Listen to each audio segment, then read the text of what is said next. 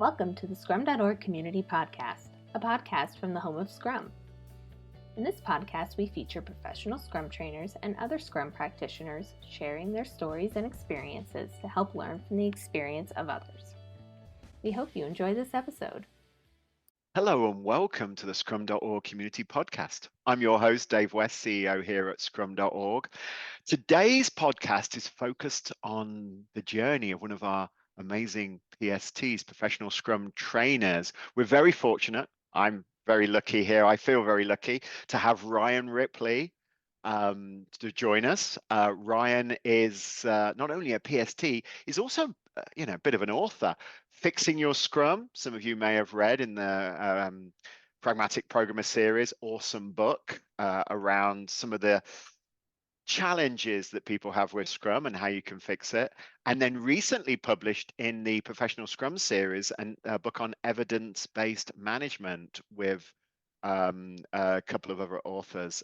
Amazing books. Welcome to the podcast, Ryan. Hey, thanks, Dave. I appreciate that. It's good to see you. It's great to see you as well and talk to you today. Also, yes, you may have heard his dulcet tones. He's a professional podcaster. He also has a podcast called Agile for Humans, which I've been lucky to go on once or twice, and it's a really amusing and intelligent, and there's some great things that come out of it. So yeah, he's got that voice. Yeah, we accidentally say a few smart things every once in a while. But... Yes, they just in spite of who's there. Yes, I do appreciate this. So first, before we get into the sort of details of the podcast, tell us a little bit about you and where you're from. Where are you talking to us from, Ryan? I am currently sitting in a chilly Valparaiso, Indiana, which is northwest Indiana, just below Lake Michigan. How about that? Wow, I've never been to Valparaiso. Valparaiso. We just say Valpo. We can't really say it either, so we just say Valpo. I have never been to Valpo. It's they call it the region, so it's northwest Indiana, and most of us just say we're a suburb of Chicago. How about that? Oh, that makes a lot of sense, and it is a little chilly here in Boston as well. I guess it's the time of the year. So let's lean into this whole background and your journey becoming a professional Scrum trainer. Let's start with your experience before Scrum. What were you doing just before you discovered Scrum?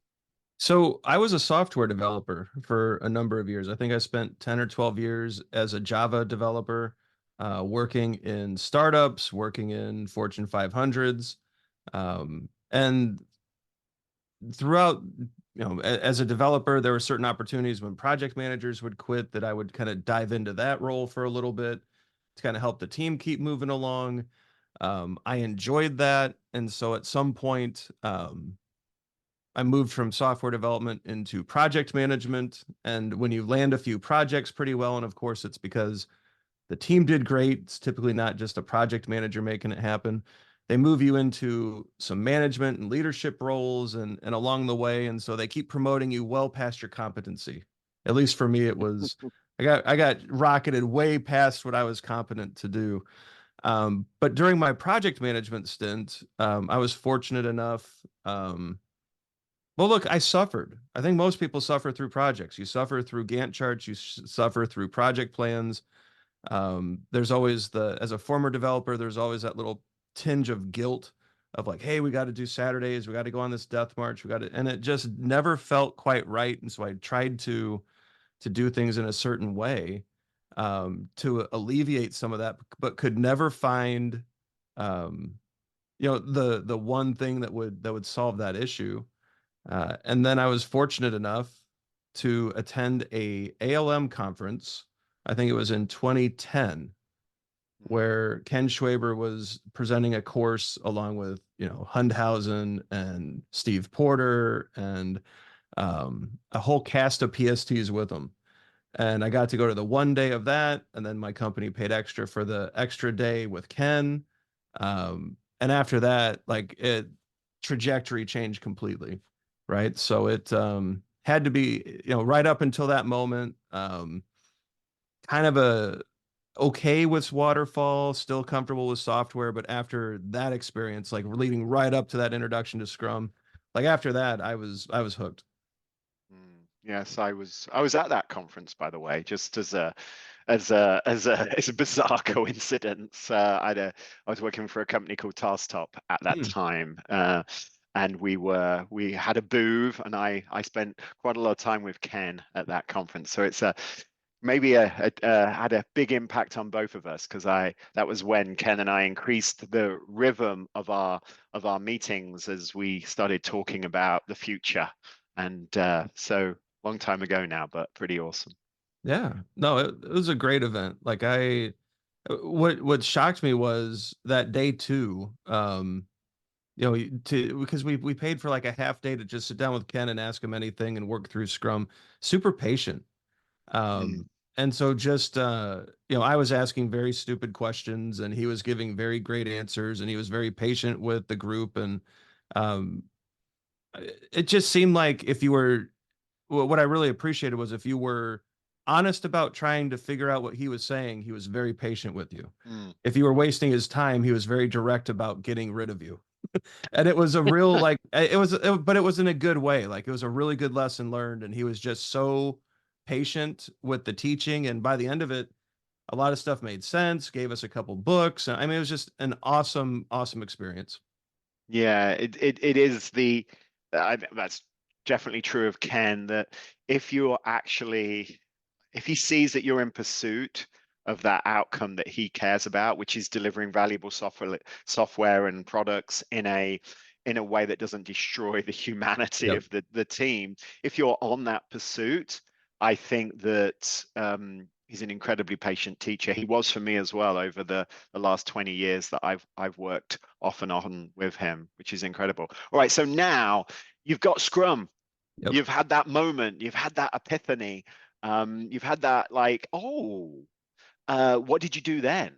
I went back to where I was working and I was that crazy guy running around. We got to do everything different. And my boss pulled me aside and he said, I'm really glad you're excited, Ryan. I think this stuff is going to work great. Slow down. Um, and so I just went back to and we just made after I kind of like calmed down a bit, um, I was still in contact with, guys like Steve Porter and with Hundhausen and a few other trainers and classmates. And, after a few phone calls and emails, we decided, hey, let's just do a definition of done. Let's start doing a daily scrum. Let's kind of ease into this. And within a few months, we were utilizing the whole framework, probably not well. Um, but after a while, our teams that were under our, my boss and my as a project manager, my direction, we started out delivering other teams and Hmm. we started getting and people actually started asking to join our teams. And so it was just it kind of it started quiet and then it got a lot of attention. And so that then moved me, my boss, he left the company. I ended up getting promoted, ended up bringing Scrum to a whole department and worked through but I was the Scrum Master manager. Like I would go in and I would be, no one else had the training. And so we started mentoring and teaching others, but I would do both roles. And I did that as a director, as VP, as, through various companies, large and small. Um, and just worked that way. But getting back to that company, initially I was the crazy guy, but then we kind of calmed down and just started getting quick wins. And that was, I think that was a big turning point for my career. Hmm. So incremental value being delivered on Oh top of yeah, each other over and over again, and then that created the environment where everybody wanted to work in this way. absolutely. Yep. Yeah, and maybe a precursor to some of your EBM kind of thoughts, which we'll talk about in a little while. I do want to pick up on something that you said there, which is a little contentious, a little scary, maybe. Yep. Manager and Scrum Master. Yeah, I'm a big fan. I recently put a blog post out on the Scrum.org site that got a lot of attention, a lot of comments out on LinkedIn, a lot of positive, a lot of negative. I'm really coming around to this idea that a manager or leader with the right mindset could be a great Scrum Master if only because they have the positional authority to get rid of impediments quicker. And I Mm. found that when I was in the roles where when I had the manager title, when I could walk in a room and get someone's attention and get something fixed, I was more effective. But that is a scary thought to some people that, oh my gosh, my manager's also the scrum master. But I think that authority is helpful. I can also, people will say, but that could also be abused. Absolutely. I think that is true. But yeah, it's a thought that's evolving, at least in some circles, that maybe that's a way to go. So the biggest criticism, obviously, in that, and I don't want to spend the whole podcast talking about this. I want to get back to your journey in a second. But Sure, the biggest criticism that's leveled is that they say it discourages transparency. sure. Because ultimately, manager, you report to this person, you're not going to tell them when things are bad, you're going to tell them when things are good.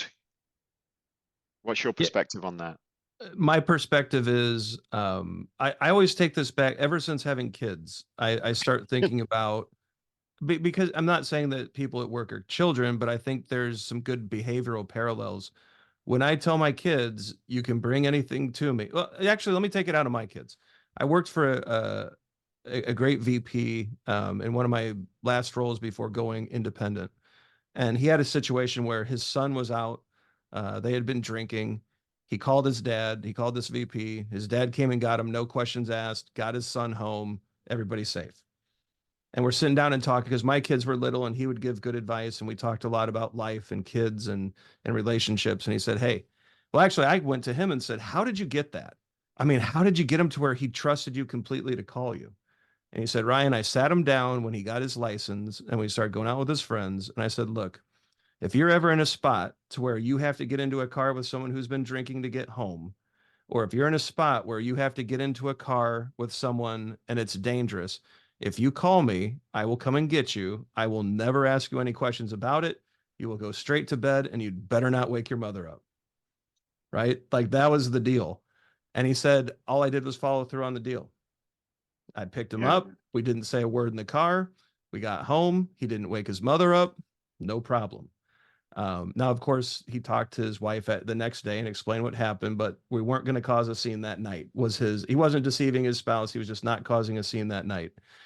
And it was a very impactful story on me. It was, you make a deal, you keep it. And so I think as a manager, you sit down with your team and say, look, I'm going to fill this role because I'm going to be able to get rid of the problems and the impediments quicker.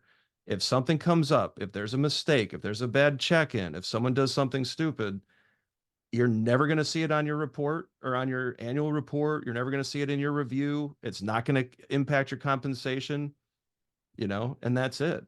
And then you have to follow through on that. And if you follow through on that, I think you can get rid of the majority of the negativity or the concern around transparency. If you don't follow through, it doesn't work at all. Hmm.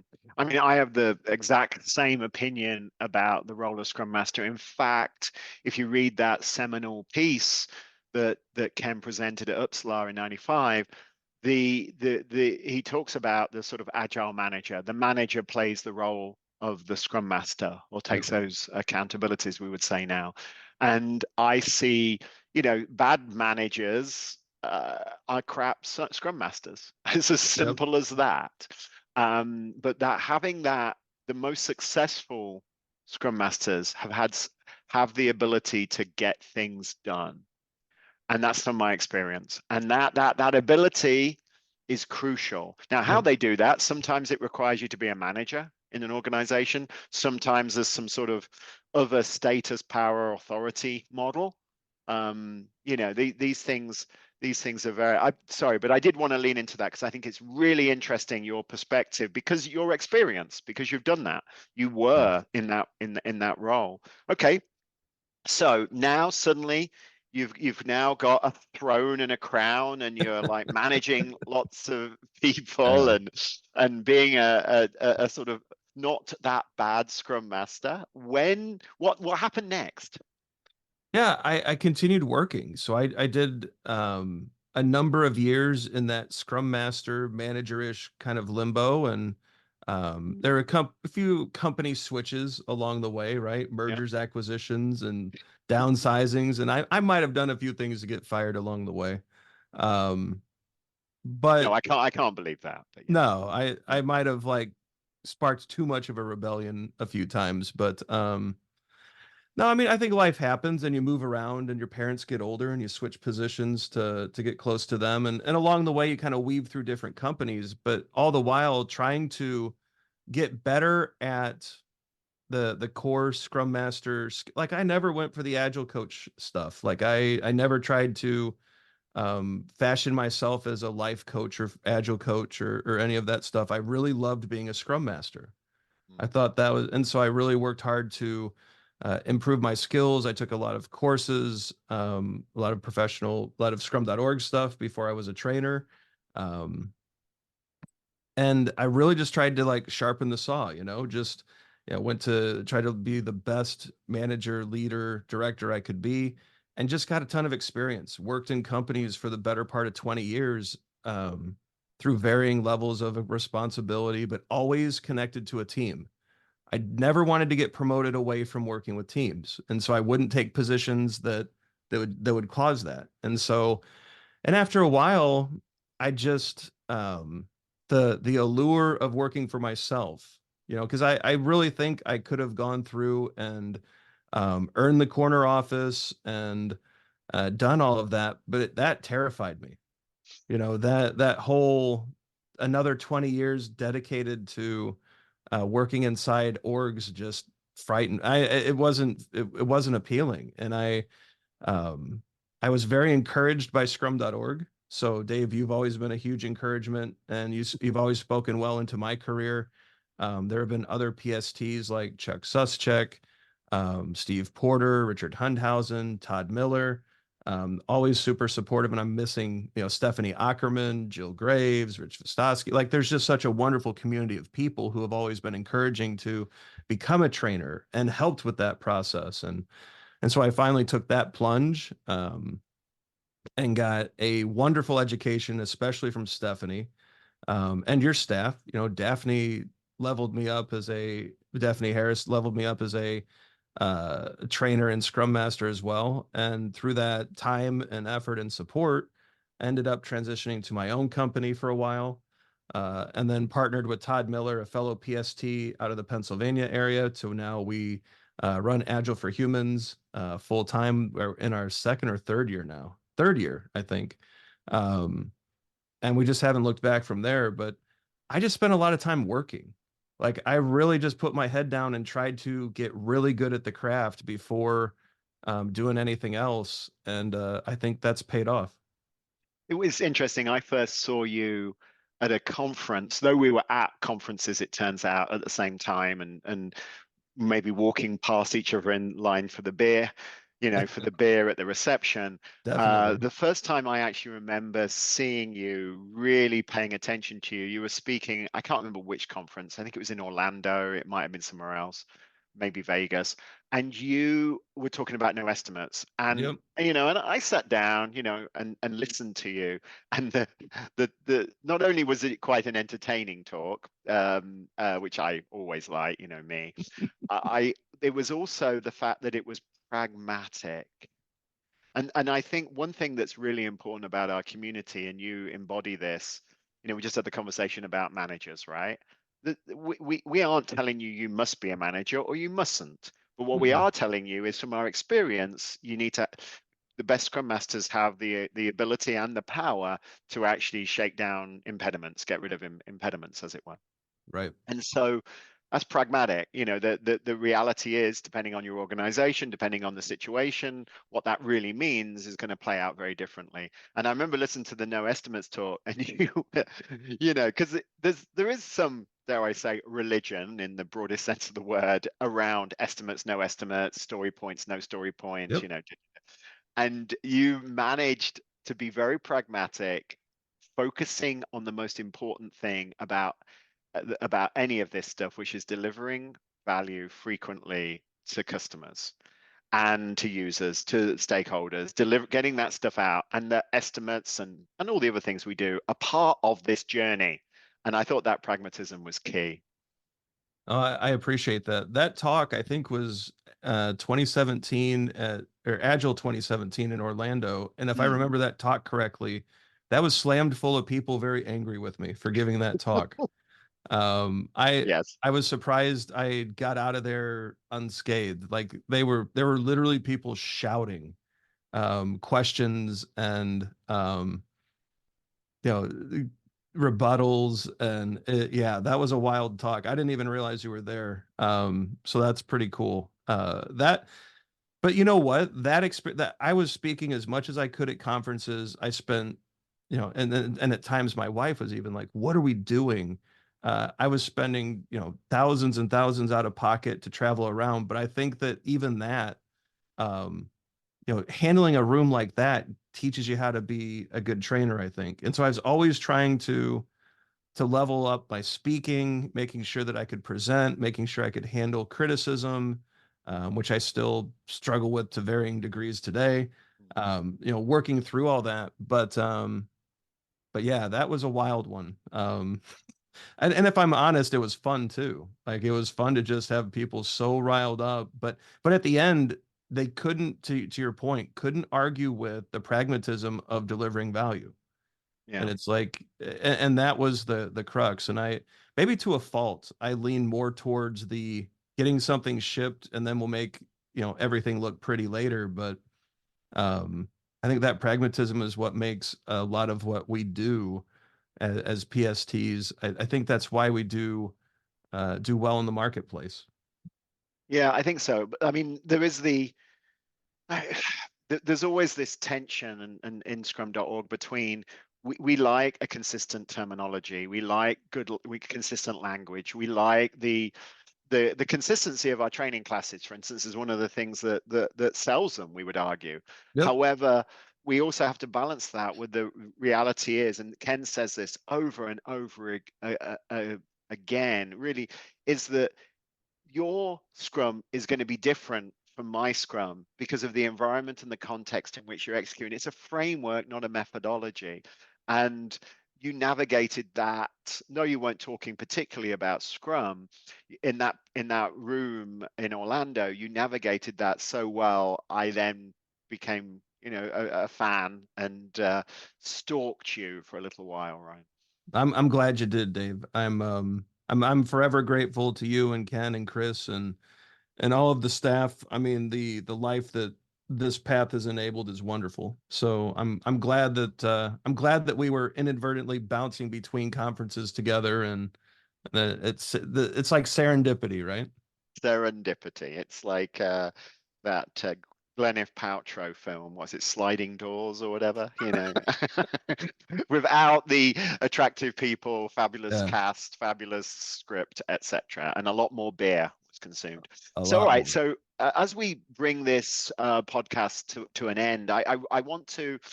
I'd like to just quickly talk about evidence-based management. So, Yeah. professional Scrum, you got introduced to the community, you started working with, people like Patricia and Kurt Bittner and all these people, and suddenly you discovered maybe something that could deliver a context to professional Scrum.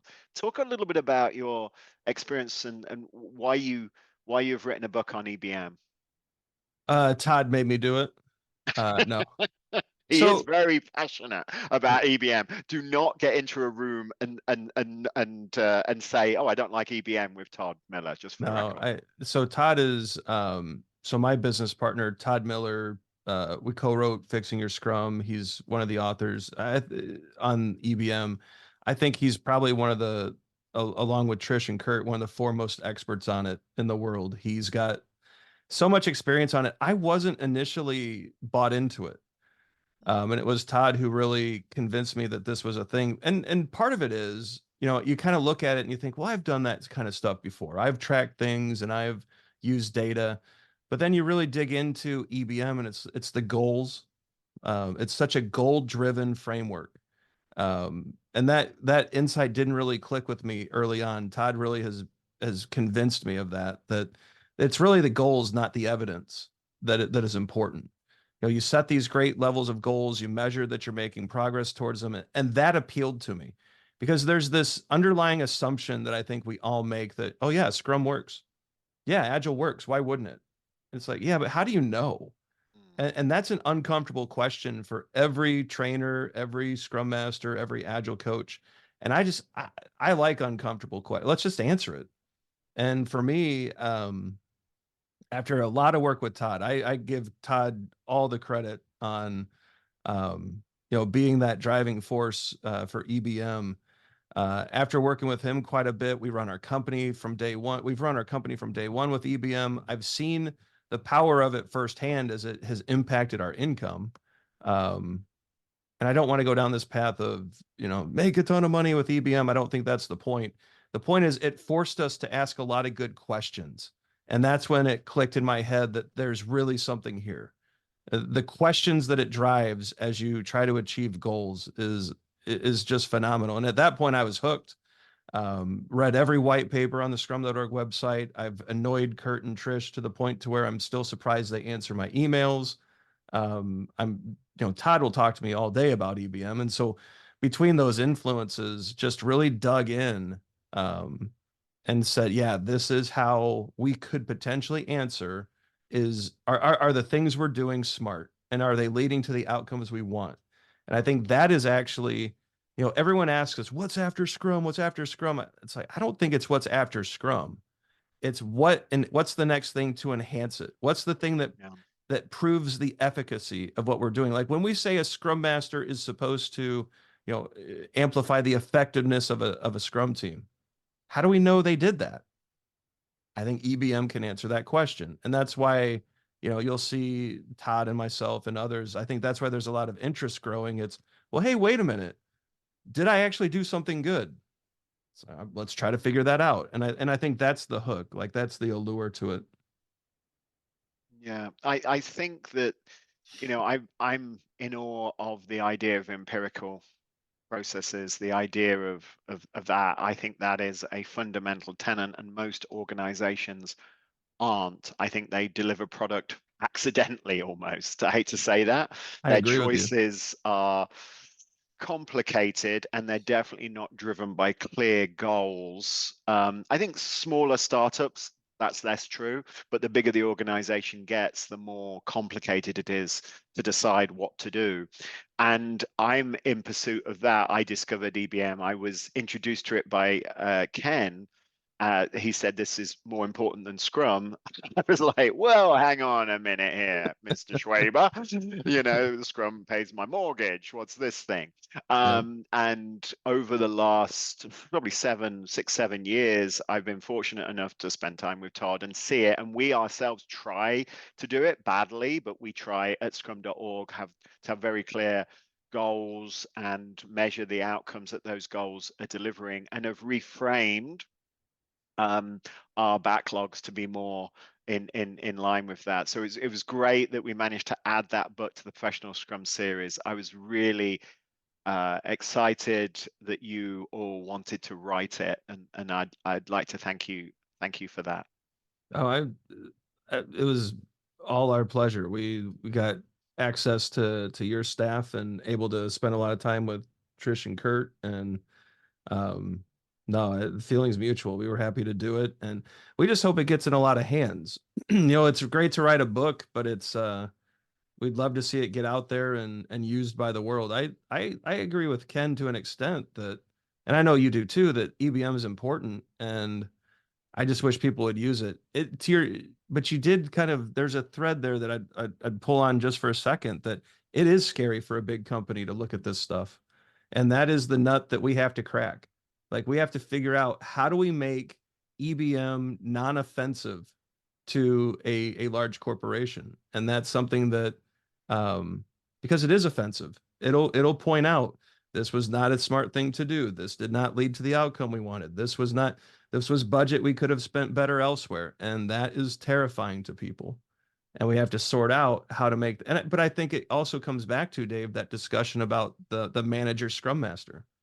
How do we not punish people who I'm also being a Scrum Master for? And if it wasn't for all this people stuff, these frameworks would work just fine, wouldn't they? Yeah, I mean, the issue I see over and over again is that status, position, and power and authority are tied not to the outcomes the organization, not to the customers the organization serves.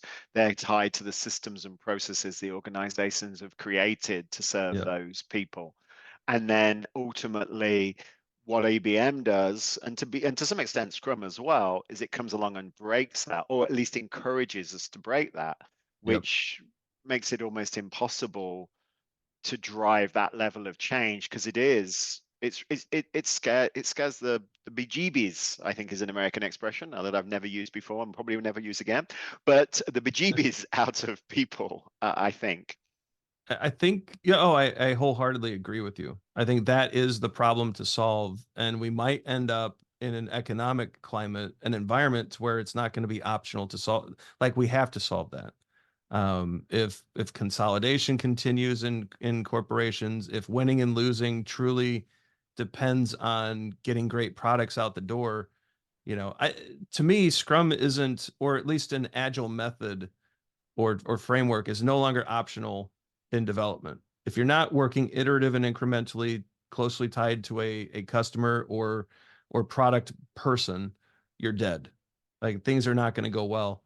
I think we might be entering into, this new digital era where good stewardship of funds and the continuous drive to be aligned to the goals and the outcomes, it may just not be optional, right? And that might help us and hurt us in the short run, but it could lead to some of these ideas rapidly getting adopted as well. So we'll see. My Well, crystal ball is broken, so I don't know right quite yet how it's going to well, work out. yes, yes, if only I could find my crystal ball, but I seem to have lost it. Yeah, I think that's a really, I agree. I mean, ultimately, I think our mission at Scrum.org is, I mean, it's enabled by Scrum, by EBM, but ultimately it's about helping these people and teams deliver on that promise in spite of the environment that they're in. So I'm Yep. very glad that you're part of this journey, Ryan Ripley. Thank you so much for spending the time with me today and sharing with our listeners your journey to become a professional Scrum trainer. Well, thank you, Dave. It's always great to get a few minutes with you, and I hope we talk more next year as well. I'm sure we will. So, ladies and gentlemen, this is the Scrum.org community podcast. Am your host, Dave West, CEO here at Scrum.org. We were very lucky. I was very lucky, and hopefully you shared some of that luck to be listening to Ryan Ripley, one of our PSTs, author of Fixing Your Scrum and recent book, Evidence-Based Management, also a fellow podcaster, Agile for Humans. I recommend signing up for that podcast. It's an entertaining ride with Todd and Ryan. So thank you for listening. If you've enjoyed today's, come back for more. We've got a great library of some very interesting podcasts, other PSTs sharing their journey, but also some other people talking on this podcast about professional Scrum, agility, and how it's changed their lives and the value they're delivering to their stakeholders, to their customers, and to their teams. So thanks for listening. Scrum on.